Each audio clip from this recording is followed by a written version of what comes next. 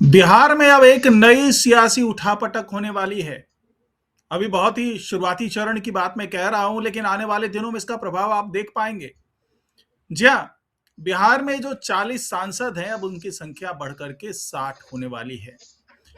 और ये परिशमन के कारण जो डिलिमिटेशन, उसके कारण ये सारी व्यवस्थाएं बदलने वाली है। तो 10 ऐसी बड़ी लोकसभा सीटें हैं जिनको 3 टुकड़ों में तोड़ा जाएगा। अब उस टुकड़ों में तोड़ने के कारण जो है 10 के बाद, मतलब 10 जो बड़ी सीटें हैं वो 3 टुकड़ों में टूट गई, यानी कि 20 सीटें बढ़ गई और 40 की जगह 60 सीटें हो गई। तो एनडीए तो चाह रही है और मानसून सत्र में ये आने वाला भी है, लेकिन इसका प्रभाव बिहार पे क्या पड़ेगा? और साथ ही बीजेपी के जो विरोधी दल हैं, जो विपक्ष हैं, वो इसका विरोध क्यों कर रहे हैं? आखिरकार ऐसा क्या हो जाएगा? अगर सीटें बढ़ेंगी तो पक्ष विपक्ष सबके लिए बराबर होंगी, तो विपक्ष क्यों इसका विरोध कर रहा है? सब कुछ जानेंगे आज के इस खास पेशकश में, तो इसे आखिर तक जरूर देखिएगा। नमस्कार, मैं हूं डॉक्टर सुरजीत सिंह और आप देख रहे हैं वाईपीएन बिहार झारखंड। और हमारे इस खास पेशकश में हमारे साथ जुड़ गए वाईपीएन न्यूज के मैनेजिंग एडिटर दीपक गौर जी। स्वागत है आपका। जी नमस्कार सुरजीत जी।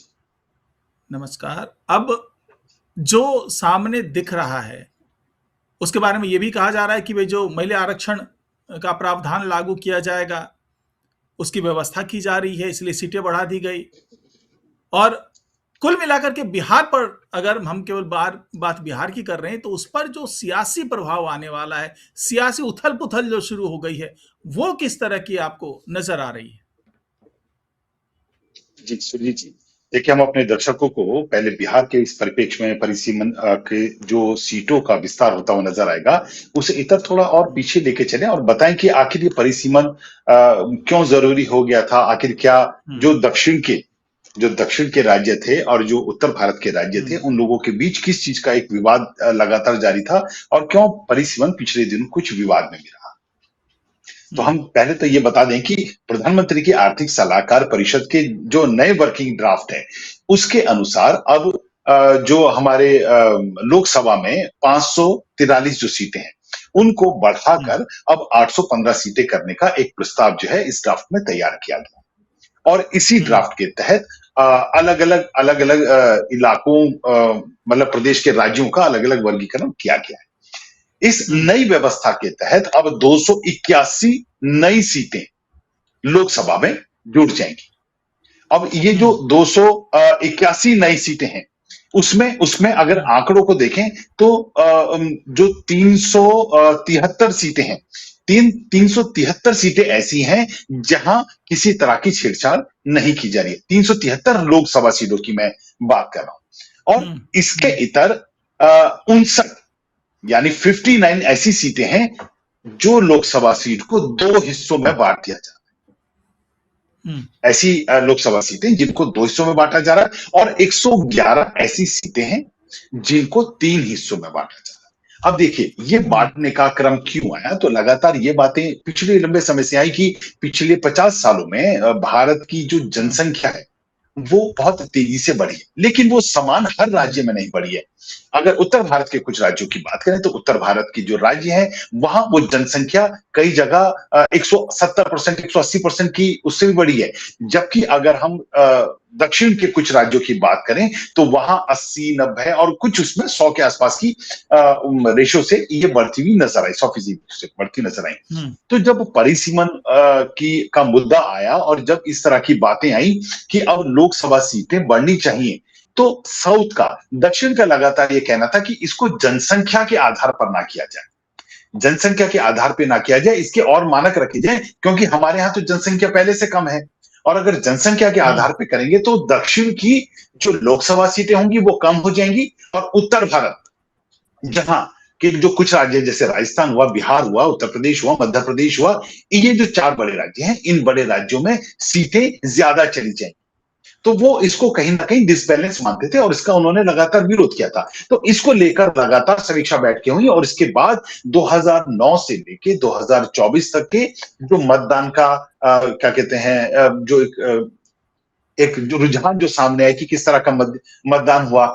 इसके अलावा 7 अलग-अलग बिंदुओं को ध्यान में रखते हुए इस परिसीमन की पूरी परिकल्पना को रखा गया है। अगर मैं आपके सामने वो रखूं कि वो क्या है, तो उसमें SC/ST का रुझान, उनकी भौगोलिक स्थिति, ऐसे करके 7 पैरामीटर्स पे ये रखा गया है।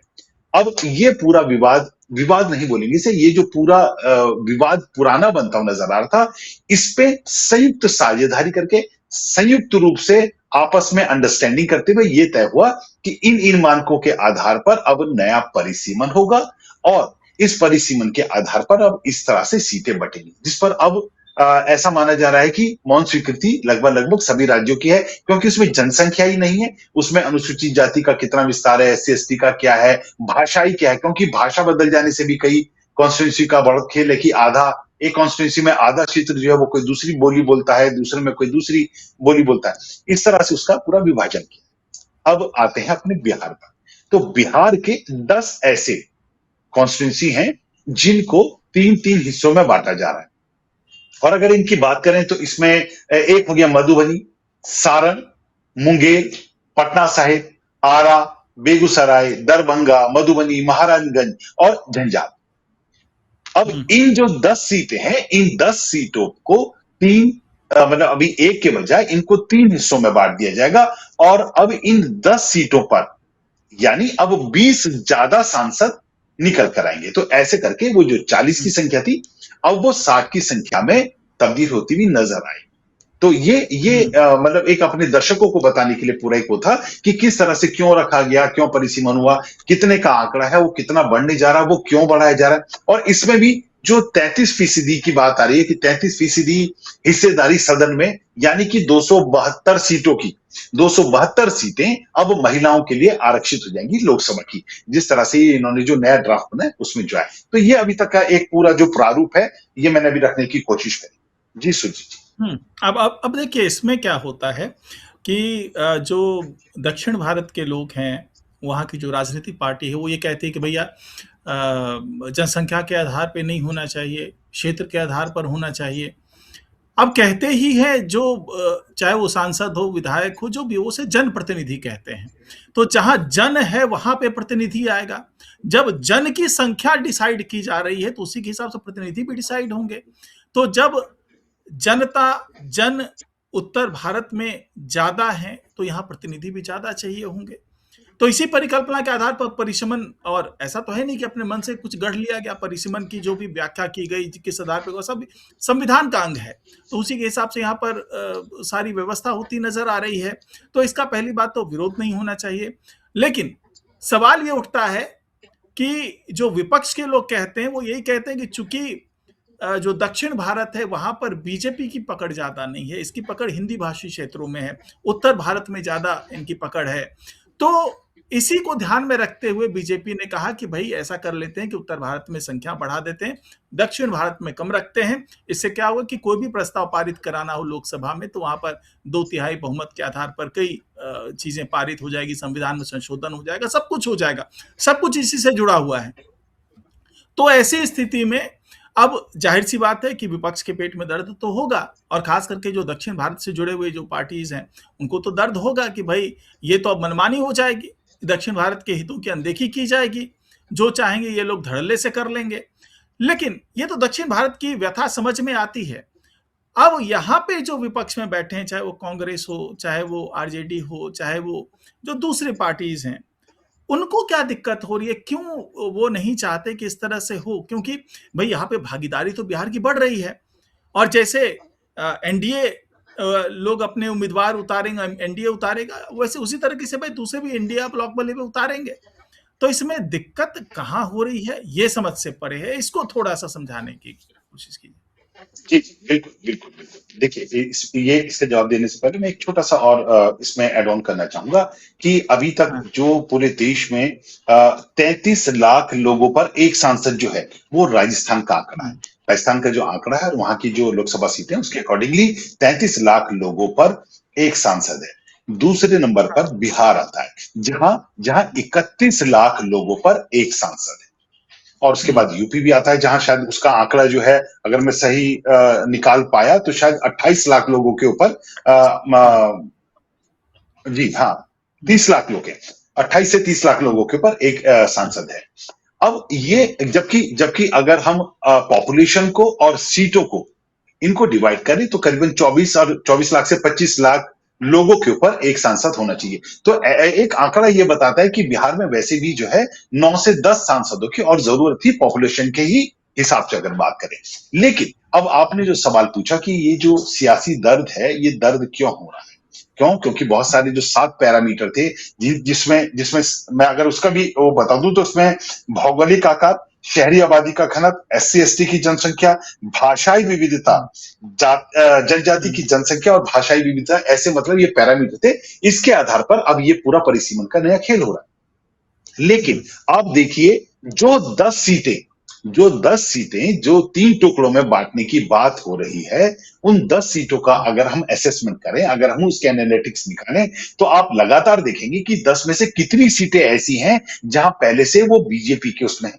आप मधुबनी की बात करें तो मधुबनी में बीजेपी के पास है, सारण की सीट बीजेपी के पास है, मुंगेर जो है गठबंधन जो जेडीयू के पास है, पटना साहिब की जो है सीट वो आपको पता ही है रविशंकर प्रसाद के पास है, दरभंगा की सीट बीजेपी के पास है, झांझरपुर की सीट बीजेपी के पास है, मधुबनी की सीट बीजेपी के पास है और महाराजगंज की, बेगूसराय की, ये सीटें बीजेपी के पास है। अब अगर ये 3 टुकड़ों में बढ़ती है और लगातार बीजेपी यहां अच्छा करती नजर आ रही है, तो यही माना जा रहा है कि बीजेपी थोड़ा और फोकस करेगी और इन सीटों में से जो 1 से 3 बन रही है, उस पर अपना ही कुछ अधिकार बनाएगी या कुछ इस तरह की योजनाएं बनाएगी कि वो उन्हीं के अधिकार क्षेत्र में वो अपने अपने नए लोगों को तैयार करेगी कि अगर एक परिसीमन होता है और उसमें पटना साहिब की सीट अगर 3 में बढ़ती है तो तीनों पर कहीं ना कहीं बीजेपी बड़ी मुखरता के साथ खड़ी होती नजर आए।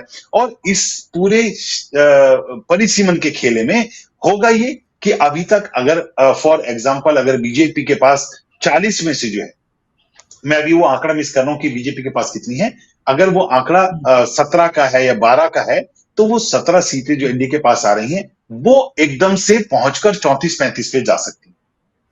जो जो एक्सटेंट जो 20 हैं, उन 20 में से बीजेपी का अधिपत्य ज्यादा है, इन सीटों पर बीजेपी का होल्ड ज्यादा है और बीजेपी अगर लगातार इन सीटों पर जीतती हुई नजर आ रही है तो आने वाले उसमें इनको कयास भी ये लग रहा है कि इन सीटों पर फिर बीजेपी कहीं ना कहीं अपना कब्जा कर लेगी। अब बीजेपी ने अपना नंबर गेम भी बढ़ा लिया, अपने ज्यादा विधायक, अपने ज्यादा नेताओं को भी उन्होंने एडजस्ट कर दिया, सेटिस्फाइड कर दिया जो सीटें दी जाएंगी।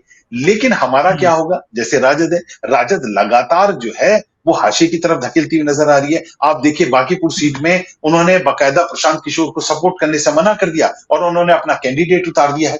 कांग्रेस भी बिल्कुल हाशिए पे आती हुई नजर आ रही है। अगर हम जदयू की बात करें तो जदयू क्योंकि एनडीए का हिस्सा है, लेकिन इनके बीच में एक तरह से थोड़ा एक टकराव या सीटों को लेकर वो हो सकता है, लेकिन वो देखा जाएगा। लेकिन जो विपक्ष है, विपक्ष पूरी तरह से भी जमींदोज है, वो अपने संगठन को सही से नहीं खड़ा कर पा रहा है। और अगर 2029 के परिप्रेक्ष्य में जो लोकसभा चुनाव 2029 में होने उनकी तैयारियों के मद्देनजर अगर अगर इस पूरे चेंज को देखा जाए तो सभी सियासी दल इसे अपने लिए एक बहुत बड़ा झटका मान रहे हैं। वो ये मान रहे हैं कि कहीं ना कहीं बीजेपी का प्रभाव और ज्यादा बढ़ता हुआ नजर आएगा और जो ये अब तक जो विपक्ष के जो दल थे वो विपक्ष के दल और ज्यादा शिंक होते हुए नजर आएंगे, संकुचित होते हुए नजर आएंगे। तो मेरे को लगता है कि ये एक बड़ी चिंता इनकी हो सकती है। हाँ, मतलब ये माना जाए कि भाई ठीक है, परिसीमन है, परिसीमन होगा, सीटें बढ़ जाएंगी, लेकिन जो ड्रॉबैक है वो नजर आ रहा है विपक्ष को पे। विपक्ष जो है वो कम संख्या पे पहुंच जाएगा और दूसरी तरफ जो महिला आरक्षण की बात हो रही है तो महिला आरक्षण का फायदा भी बीजेपी को ज्यादा मिलता हुआ नजर आ सकता है क्योंकि विपक्ष ने इसका विरोध किया था और बीजेपी इसको आगे लेकर के चल रही थी। तो कुल मिलाकर के यही कहा जा सकता है कि ये परिसीमन जो है वो बिहार के सियासी बदलाव की ओर भी संकेत कर रहा है और साथ ही जो विपक्ष को आपत्ति है वो केवल और केवल इसलिए है क्योंकि उनको लगता है कि इससे बीजेपी और एनडीए के जो सहयोगी दल हैं उनको बड़ा फायदा होगा और जो विपक्ष है उसे नुकसान हो सकता है। तो फिलहाल आज की पेशकश में इतना ही। नमस्कार। हमारे साथ जुड़ने के लिए दीपक जी आपका बहुत बहुत धन्यवाद। धन्यवाद सुरजीत जी।